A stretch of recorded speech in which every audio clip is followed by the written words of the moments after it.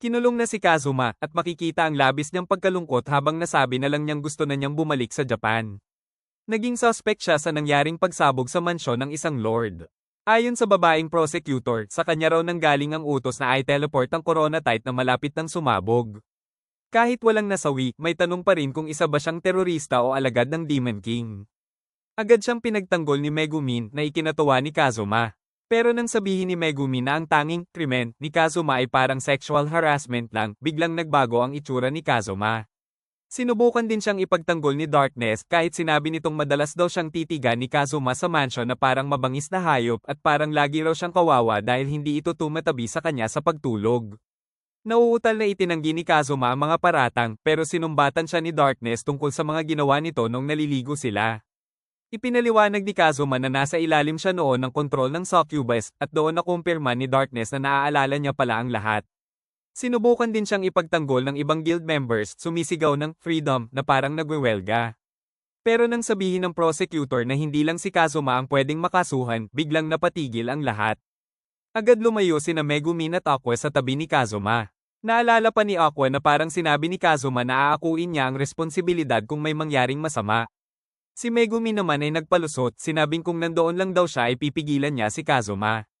Si Darkness naman ay biglang na-excite at sinabing siya raw ang may plano, kaya isama rin siya sa kulungan at patawan ng parusa. Ngunit sinabi ng prosecutor na Mitshield lang naman ang naging papel niya. Lumapit si Whis at inamin na siya ang nagcast ng teleport spell, pero pinigilan agad siya ni Aqua at sinabing si Kazuma lang dapat ang sisihin. Masaya pa nitong sinabi na hihintayin na lang nila siyang makalaya. Dito na sinabi ng prosecutor na isasama na nila si Kazuma. Habang nagmumukmak si Kazuma sa kulungan, may malakas na pagsabog sa di kalayuan. Tinawag siya ni Aqua mula sa maliit na bintana at sinabing tutulungan siyang makatakas. Si Megumin daw ang may gawa ng pagsabog para mailayo ang mga guard. Pero nag-alinlangan si Kazuma, baka mas lumala pa ang sitwasyon.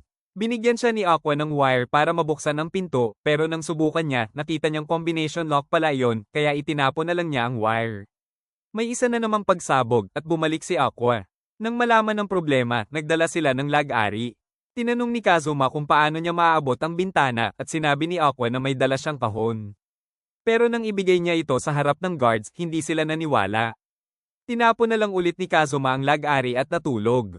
Kinabukasan, dinala si Kazuma sa isang silid kung saan ipinakita ng prosecutor ang magical item na lie detector. Tinanong siya kung taga saan siya at ano ang ginagawa niya bago maging adventurer. Sinabi niyang taga-Japan siya at estudyante, pero tumunog ang bell. Inamin niya ang totoo, taga-Japan siya, pero tambay lang sa bahay at nabubuhay para sa sariling kalayawan at hindi tumunog ang bell. Sunod, tinanong ang motibo niya sa pagiging adventurer. Sinabi niyang para iligtas ang mga inaapi ng Demon King, pero tumunog muli ang bell. Inamin niyang gusto lang niyang maging cool at magustuhan ng mga babae. Nang tanungin kung may sama ba siya ng loob sa pinuno nila, ipinaliwanag niyang ginamit niya ang reward mula sa pagpatay sa dulahan para bayaran ang nasirang gusali, pero tumunog ulit ang bell. Napaamin siyang ginamit niya rin iyon para kumbinsihin ang mga kaibigan niya. Sa huli, sinabi ni Kazuma na ginawa niya ang lahat para iligtas ang lungsod at hindi tumunog ang bell. Narealize ng prosecutor na baka nagkamali siya ng tingin kay Kazuma at humingi siya ng paumanhin. Nagkaroon ng lakas ng loob si Kazuma at nagreklamo na marami na siyang nagawa pero napagbintangan pa rin. Napansin pa niyang mukhang wala itong boyfriend kaya tinanong niya kung may jowa ito. Galit na sumagot ang prosecutor na wala kaya natahimik si Kazuma. Bumalik sa pagiging masungit ang babae at binalaan siyang huwag maging kampante. Tinanong siya kung may connection ba siya sa Demon King's army. Mariin niyang sinabi na wala pero tumunog ang bell. Doon niya naalala na si Whis ay officer ng Demon King's army. Dumating ng araw ng paglilitis. Halatang kinakabahan si Kazuma at nagsuka pa nga siya. Pinakalma siya ni Megumin at sinabing siya na ang bahala. Pinalakas din siya ni Darkness. Pero si Aqua ay mukhang dagdag problema. Dumating din si Lord Aldar para manood. Tinawag ang unang witness na si Chris na umamin na ginamitan siya ni Kazuma ng steel skill at natanggal ang undies niya. May babaeng nakakita pa raw kay Kazuma na winawagayway ito sa kalsada. Sumunod si Mitsurugi Kyuya na umaming ninakaw ni Kazuma ang espada niya. Sinangayunan din ng dalawang kasama niya na binyantaan sila ni Kazuma tungkol sa panty. Dahil dito, pinagtawanan si Kazuma at tinawag na basura. Sinabi ni Megumi na hindi sapat ang testimonya at humingi ng konkretong ebidensya. Inilahad ng prosecutor ang mga insidente, ang baha mula sa ginawa ni Aqua, ang araw-araw na explosion ni Megumin, at ang paggamit ni Kazuma ng Drain Touch. Dagdag pa ang lie detector na tumunog nang itanggi niya ang koneksyon sa Demon King's army. Mariing itinanggi ni Kazuma ang paratang at itinuro ang bell. Sinabi niyang hindi siya terorista at hindi siya nagtatrabaho para sa Demon King. Hindi tumunog ang bell, kaya hinatulan siyang inosente ng judge. Pero biglang nagsalita si Lord Aldarp at tila tinakot ang judge, kaya binaliktad ang hatol at ginawang guilty si Kazuma. Agad namang nagpakita si Darkness ng crest ng Dust in his family. Hiniling niyan siya na ang mag-handle ng kaso at ginagarantiyan niyang mapapatunayang inosente si Kazuma. Napangiti si Aldarp at tila naging manyak sa reaksyon niya. Dahil dito, pumanig kay Kazuma ang mga adventurer at isinigaw ang pangalan niya. Pinayagan ng judge ang pansamantalang paghinto ng paglilitis. Nagpasalamat si Kazuma kay Darkness na nagpaalam muna para sundin ang utos ni Aldarp. Ngayon, may dalawang misyon si Kazuma, patunayan na wala siyang koneksyon sa Demon King's army at bayaran ng pinsala. Pero bago pa sila makapasok sa mansion, dumating ang mga guard at kinuha ang lahat ng gamit nila bilang pambayad sa utang. Napaiyak si Aqua at dismiyadong sinabi ni Kazuma na dito na magsisimula ang ikalawang chapter ng kanyang paglalakbay. Kinaumagahan, napasigaw na lang si Kazuma nang mapansin niyang hindi pa rin nakakauwi si Darkness kahit nagpunta na ito kay Aldarp. Nagkatinginan sina Kazuma at Aqua at parehong nag-isip na baka may masamang nangyari. Pareho na silang nababaliw sa kakaisip hanggang sa napahinto sila nang biglang magmiyaw ang pas ang dala ni Megumin. Naisip ni Megumin na alagaan ito, kaya agad itong hinawakan ni Kazuma. Ngunit nang si Aqua na ang hahawak, agad siyang kinalmot ng pusa at halatang galit ito sa kanya. Nang tanungin ni Aqua kung ano ang pangalan ng demonic beast na pusa, pinangalanan itong Chomesuke ni Megumin. Hindi ito nagustuhan ni Kazuma at Aqua dahil medyo weird ang pangalan. Tinanong ni Megumin kung ano ang pinagkakaguluhan nila kanina. Nang sabihin ni Kazuma na tungkol ito kay Darkness, sinabi ni Megumin na sa tingin niya ay wala silang dapat ipag-alala. Pero agad itong tinutulan ni Kazuma dahil alam nilang parang bata si Darkness at base sa ka-abnormalan nito, gagawin nito ang kahit anong iutos sa kanya. Dahil dito, agad ding nag-alala si Megumin. Kaya naman sinabi ni Kazuma na pagbalik ni Darkness ay maging mabait na lang sila sa kanya. Maya-maya, biglang pumasok ang prosecutor at hinahanap si Kazuma. Agad silang kumuha ng quest kung saan muli nilang tatalunin ang mga higanteng palaka. Napansin ni Kazuma na hindi man lang bumabagal ang kilos ng mga palaka kahit malamig ang paligid. Sinabi ni Megumin na kailangan pa nilang lumakas sa mundong ito, pero habang sinasabi niya yon ay unti-unti na pala siyang nilalamon ng isang palaka. Sinabi ni Kazuma na tutulungan niya ito, pero pinigilan siya ni Megumin at sinabing si Aqua muna ang tulungan dahil nakakaramdam pa naman siya ng init kahit papaano. Ginawa naman agad ito ni Kazuma at inilabas ang kanyang bow and arrow. Nagsisigaw si Aqua at humihingi ng tulong. Nang sumugod ang palaka, ginamit ni Kazuma ang bago niyang skill na snipe. Tinamaan niya ang palaka, pero walang epekto, kaya tuluyan itong kinain si Aqua habang nagsasalita pa ito. Pagkaligtas ni Kazuma kay Aqua, nabalot na naman ito ng slime habang napapatanong ang prosecutor kung ganito ba lagi ang nangyayari sa kanila. Biglang may tatlong palaka pang papalapit kaya agad silang tumakbo. Habang tumatakbo, nahuli ng isang palaka ang prosecutor at maya-maya ay si Aqua naman ang muling kinain. Si Megumin ay patuloy ding nilalamon ng palaka. Makikita ang paglabas-pasok ni na Aqua at ng prosecutor mula sa bibig ng mga palaka. Nawalan na ng pag-asa si Kazuma hanggang sa may lightning attack na tumapos sa mga higanteng palaka, si Union pala ang may kagagawan nito. Pagkaligtas nila, agad ginamit ni Kazuma ang Drain Touch upang i-heal si Megumin. Nagpasalamat din siya kay Union pero sinabi ni Union na hindi niya sila tinulungan, ayaw lang niyang makain ng kanyang rival at magmukhang katawa-tawa. Hindi na niya napigilan ang sarili at hinamon si Megumin sa isang duelo na agad namang tinanggihan ni Megumin dahil sobrang lamig. Umalis na rin ang prosecutor dahil hindi pa rin siya kumbinsido. Si Aqua naman ay nagpaalam at pupunta sa guild upang humingi ng tulong para buhatin ang mga palaka. Tinanggap ni Megumin ang duelo dahil niligtas sila ni Union. Habang naghahanda, napansin ni Union na kumikislap ang katawan ni Megumin. Sinabi ni Megumin na iyon ay fluids mula sa loob ng sikmura ng palaka at hinamon niya si Union na lumapit. Nagdalawang isip si Union, ngunit biglang nagbago ang aura ni Megumin at ngumiti ito, sinasabing ang tunay na pagkakaibigan ay ang paghahatian ang pagdurusa. Tumakbo si Union habang hinahabol ni Megumin, ngunit nahuli rin siya at nabalot ng laway ng palaka. Habang naglalakad pa uwi, binigyan ni Megumin si Kazuma ng isang magic ball na tinawag niyang Spoils of War at sinabi na ibenta ito para makatulong sa pagbabayad ng utang. Tinanggap ito ni Kazuma at nasabi niyang mas maganda si Megumin kaysa sa ibang babae. Nagpasalamat si Megumin at sinabing yayakapin niya ito, ngunit nandidiri si Kazuma dahil nababalot si Megumin ng laway. Wala siyang nagawa, kaya pati siya ay nabalot din. Pag-uwi nila, sinalubong sila ni Chomesuke, pero nang hahawakan na ito ni Megumin ay lumayo ang pusa dahil sa laway. Nagpaalam si Kazuma na maliligo na, ngunit pinigilan siya ni Megumin at sinabing ladies first. Hindi pumayag si Kazuma at tumakbo papunta sa banyo. Sa harap ng pinto, nagtalo pa sila kung sino ang mauuna. Hanggang sa habarin ni Kazuma ang kanyang damit. Para sa kanya, bata lang si Megumin kaya wala itong mali siya. Nakisabay si Megumin at sinabing maghuhubad na rin siya at walang pakialam si Kazuma. Kinabahan si Megumin at balak sana umatras pero inasar siya ni Kazuma kaya nagalit ito at iginiit na sabay silang maliligo, pilit pang inaalis ang tuwalya ni Kazuma. Habang nagbababad sa tubig, tinanong ni Kazuma kung hindi ba ayaw maligo ng pusa. Sinabi ni Megumin na gusto ni Chomesuke na lagi siyang malinis. Biglang napatanong si Kazuma kung bakit sila magkasamang naliligo. Nahiya si Megumin at tinanong kung bakit ngayon lang niya iyon tinatanong. Sinabi ni Kazuma na paano kung may makakita. Bigla nilang narinig ang boses ni Aqua, kaya natarante sila. Nang malaman na hindi nakalock ang pinto, ginamit ni Kazuma ang skill na freeze para gawing yelo ang pinto. Pagkatapos, naubos ang lakas niya at bumagsak. Natuwa si Megumin dahil nakaligtas sila habang sinabi ni Kazuma na muntik na siyang matawag na lolicon at nag-request na patuyuin siya ni Megumin. Hindi ito nagustuhan ni Megumin kaya nainis siya at napasigaw si Kazuma na humihingi ng tulong kay Aqua. Nagpunta sila sa shop ni Whis upang ibenta ang Magic Ball. Naroon din si Union at muli niyang hinamon si Megumin sa duelo. Binuko siya ni Whis, sinabing madalas siyang pumunta dahil alam niyang nandito si Kazuma. Sinabihan ni Kazuma si Union na pumunta na lang sa mansion nila pero nahihiya ito. Sinabi ni Megumin na kaya wala siyang kaibigan. Pinagtanggol ni Union ang sarili at sinabing may mga kaibigan siya pero nang banggitin niya ang kanilang mga pangalan, hindi na lang may pinta ang mukha ni Kazuma at Aqua dahil sa weird na mga pangalan. Napansin ni Aqua ang friendship crystal. Ipinaliwanag ni Whis na magic users lang ang makakagamit nito. Natanong ni Union kung magkakaroon ba siya ng maraming kaibigan at sinabi ni Whis na bakit hindi nila subukan.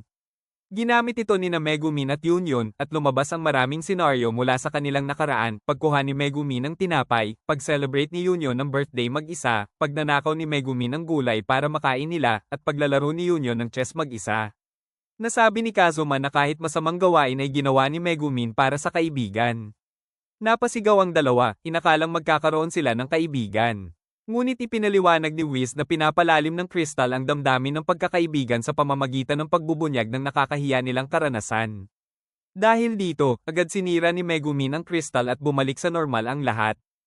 Makikita ang pagkalugmok ng tatlo, tanging tubig lang ang nasa harapan nila kahit kumakalam na ang kanilang sikmura dahil wala na silang perang pambili ng pagkain.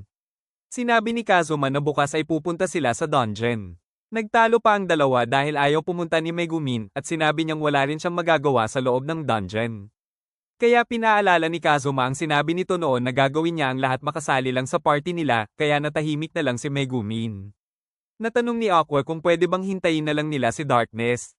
Napatayo si Kazuma, tila nababaliw na dahil hindi na niya alam ang gagawin sa dami ng utang nila, kung wala silang gagawin, magugutom na lang sila.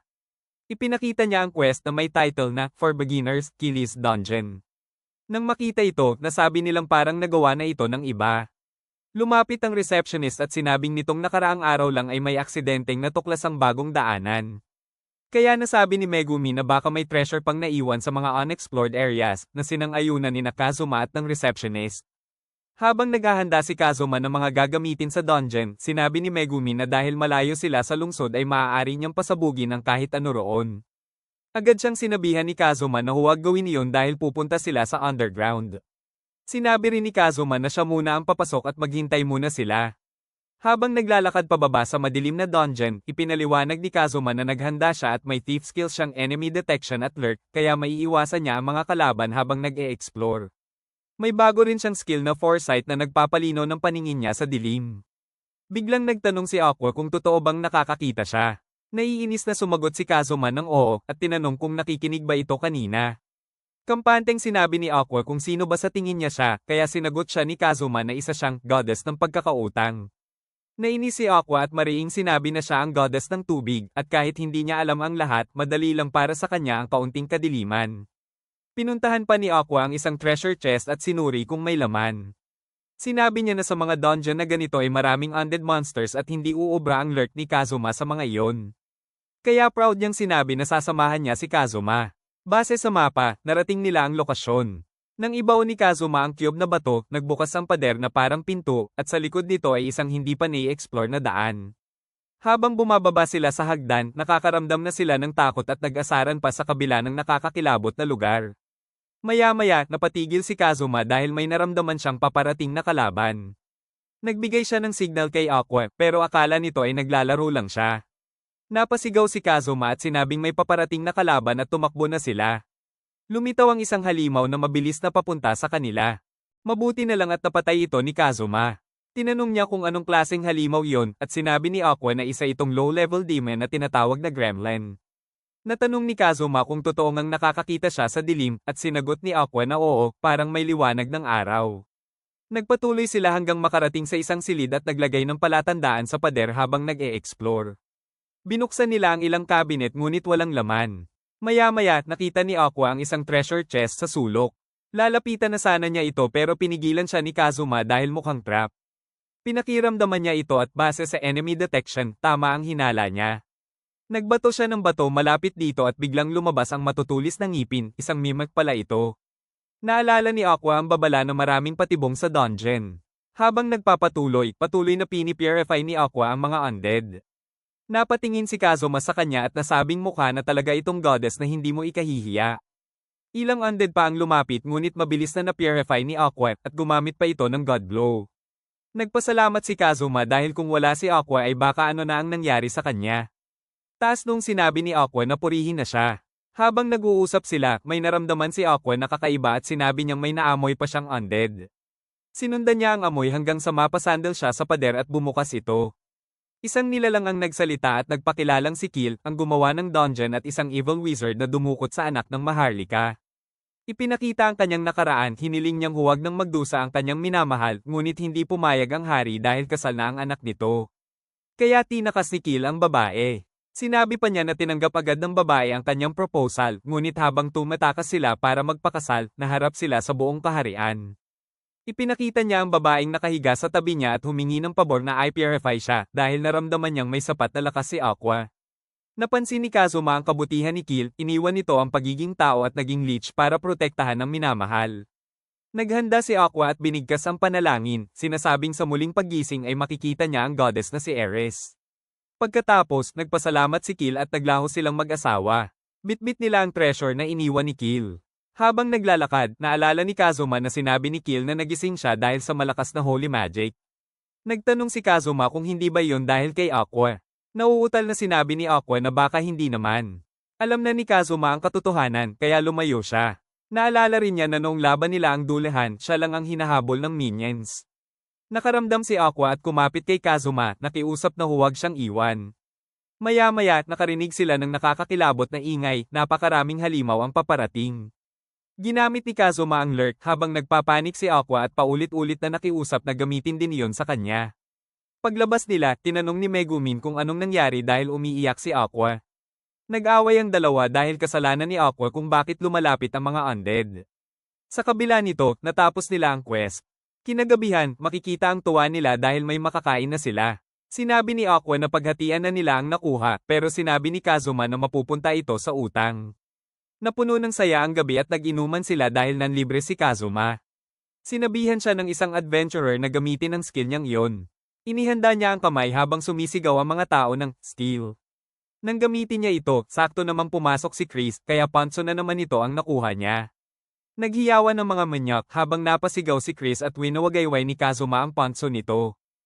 Kinabukasan, makikita ang pagka-plastic ni Kazuma na parang nag-aalala kay Aqua. Samantala, si Aqua naman ay mabilis na inaayos ang tracksuit ni Kazuma dahil tinapon na naman niya ito sa apoy. Natanong pa nga ni Kazuma kung nagugutom na ba ito. Buti na lang at natanong niya iyon dahil hindi pa rin kumakain ng breakfast si Aqua. Kaya naman, may peking ngiti, sinabi ni Kazuma na masyado siyang nadala sa party kagabi at inubos ang pera nila sa alak. Bigla namang napaiyak si Aqua at nagsimulang magdahilan habang si Kazuma ay hawak ang isang mamahaling bote ng alak na nakatago sa ilalim ng kama ni Aqua. Agad na nagmakaawa si Aqua na ibalik yon, pero sinabi ni Kazuma na ibebenta na niya ito. Patuloy na nakiusap si Aqua, at habang nagtatalo ang dalawa ay biglang may pumasok na isang babaeng may malaking oses at hinahanap si Kazuma. Napatanong sila kung sino ito. Nang mag-react ang babae sa sinabi nila, doon na nakilala ni Kazuma na si Darkness iyon. Agad namang lumapit si Aqua kay Darkness at isinubsob ang mukha sa oses nito habang nagrereklamo tungkol sa pagmamaltrato ni Kazuma. Lumapit din si Megumin at naiiyak na sinabing hindi na niya tatanungin kung ano ang nangyari kay Darkness kay Lord Aldarp at pinayuhan pa itong maligo ng matagal para makapag-recover ang katawan at kaluluwa. Nagtaka si Darkness sa mga pinagsasasabi nila at maging si Aqua ay nalungkot din. Hinawakan pa niya ang kamay ni Darkness at sinabing nakikita niyang napakamahal ng suot nitong damit. Sinabayan pa ito ni Kazuma at sinabing mukhang napakahirap ng pinagdaanan nito. Kaya nagsalita na si Darkness at sinabing wala namang nangyari sa kanila ni Lord Aldarp.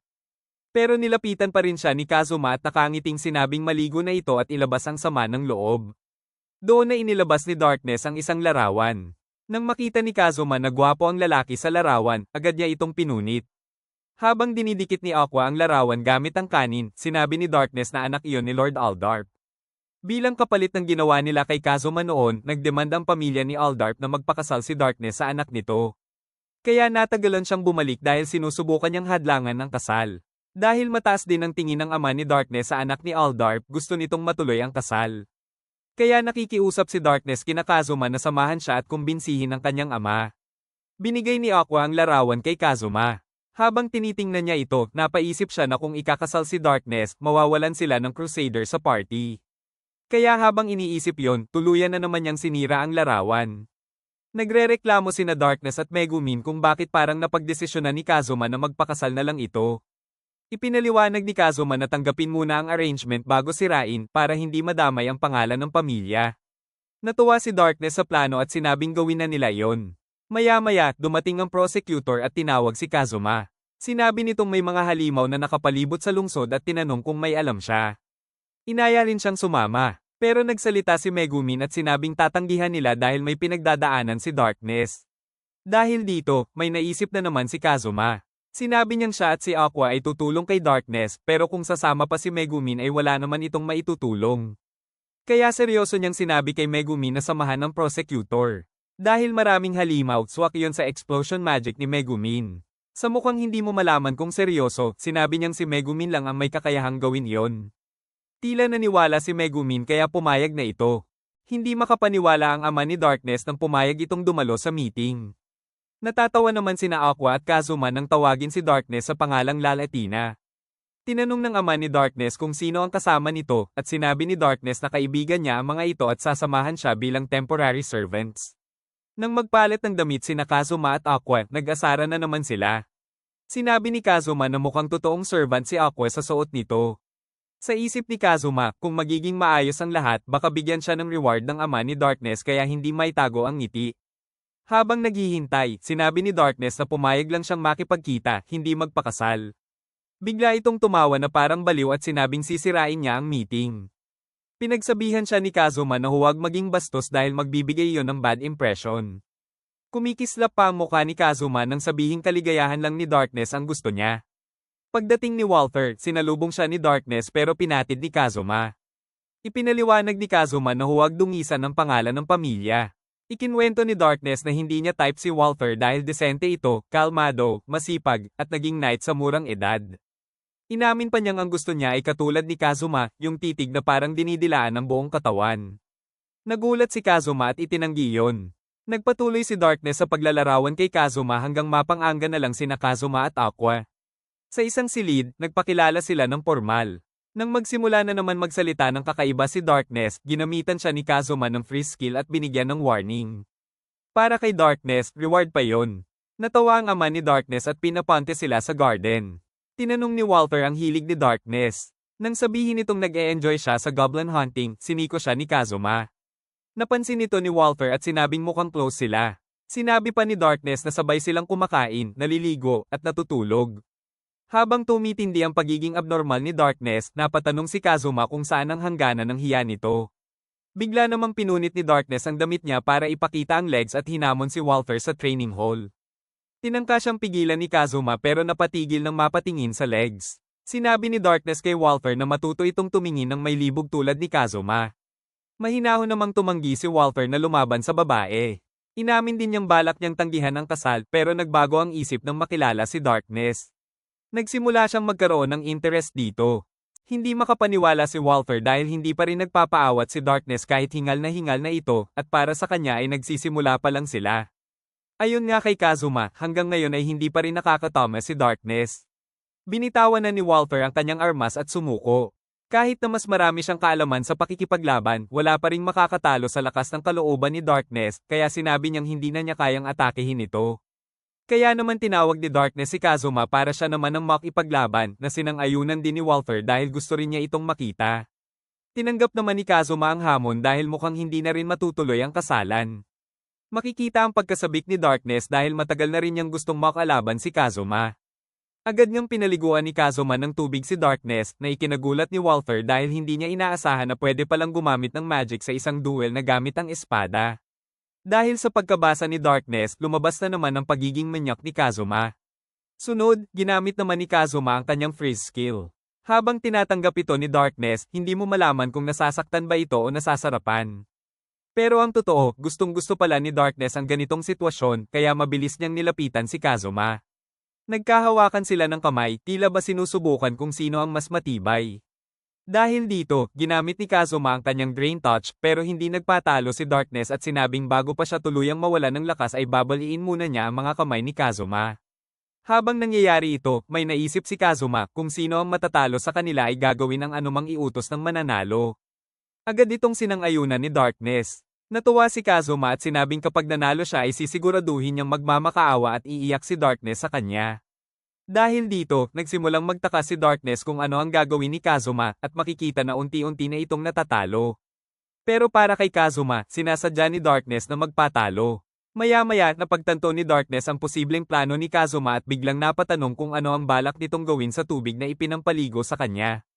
Doon ay tuluyan nang nawalan ng lakas si Darkness at napahiga. Kasabay nito ang pagpasok ng ama ni Darkness sa silid, dala sana ang alak para sa kanila. Ngunit nang makita niya ang itsura ni Darkness, napatulala na lamang siya. Kinahapunan, nagkwento ang ama ni Darkness tungkol sa kanya na dati ay nagdarasal ito sa simbahan para magkaroon ng kaibigan hanggang makilala ang isang thief girl. Sinabi ni Walter na kahanga-hanga si Darkness at kung hindi dahil kay Kazuma ay pakakasalan niya ito. Hiniling ng ama ni Darkness kay Kazuma na bantayan si Darkness at pumayag naman siya. Nagising si Darkness at tinanong kung may ginawa ba sila sa kanya. Itinanggi ni Kazuma. Bigla namang sinabi ni Darkness na kalimutan na ang kasal dahil may sikreto siya, may lumalaki na raw silang anak ni Kazuma.